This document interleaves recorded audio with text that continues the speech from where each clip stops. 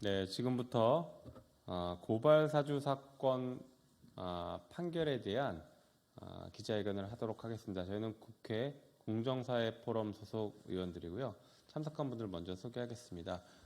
먼저 끝에서부터 민영배 의원님 오셨습니다. 김의겸 의원님 오셨습니다.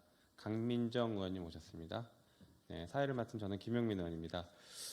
여러분들 아시는 것처럼 지난 1월 31일 법원에서 고발사주 사건으로 재판을 받았던 손준성 검사에 대해서 징역 1년의 실형이라는 중형이 선고됐습니다. 물론 이제 법원의 판단에서는 공직선거법 위반 부분에 대해서는 공범자들끼리 서류를 주고 받은 것이라 아직 실행에 착수가 없었다라는 이유로 법리상의 어떤 이유로 무죄를 선고하긴 했지만 나머지 범죄들에 대해서 모두 유죄를 인정하면서 정치적 중립 의무를 위반했다. 검사가 정치적 중립 의무를 위반했다라고 판단했고 실제 선거에 개입하려는 그런 행동들을 했다라는 것을 사실상 인정하면서 인정된 범죄에 비해 중형을 선고한다라는 양형 이유도 밝혔습니다.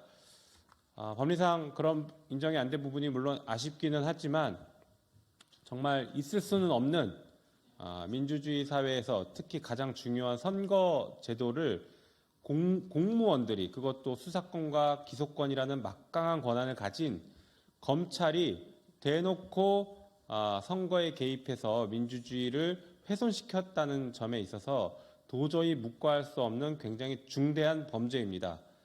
이에 대해서 우리 국회에서는 손준성 검사에 대해서 탄핵을 의결해서 현재 헌법재판소에서 탄핵 재판이 진행 중이기도 합니다.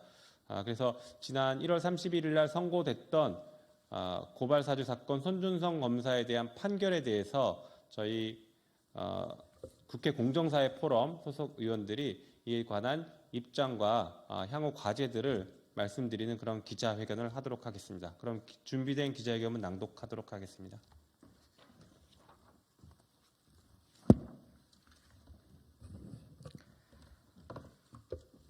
고발 사주의 배후와 몸통을 밝혀야 한다. 이제 고발 사주의 배후와 몸통을 밝혀야 할 때입니다.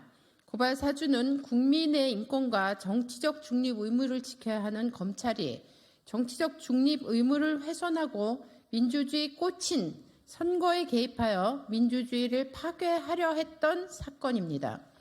서울중앙지방법원은 고발 사주 사건에 대해 손준성 검사에게 징역 1년을 선고했습니다.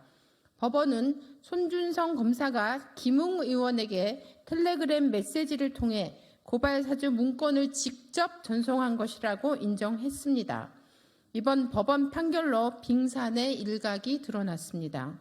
하지만 손준성 검사는 고발 사주를 할 이유도 고발 사주로 얻을 이익도 없습니다.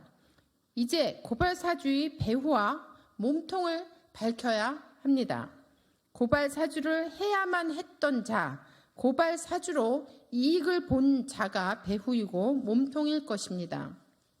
손준성이 작성한 고발 사주 문건에는 사람을 비방할 목적으로 공공연하게 거짓의 사실을 드러내어 피해자 윤석열, 김건희, 한동훈 등의 명예를 훼손하였다라고 적혀 있습니다.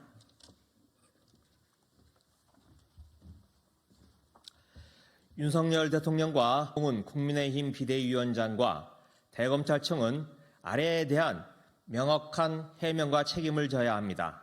첫째, 2021년 9월 윤석열 대통령은 대권주자 시절 고발 사주와 관련해서 국회 소통관 바로 이 자리에서 선거 때마다 이런 식으로 조작과 선동을 가지고 선거를 치르려고 해서 되겠나 하는 한심스러운 생각이 들어서 이 자리에 섰다라며 괴문서를 가지고 국민들을 혼동에 빠뜨리고 있다라고 말했습니다.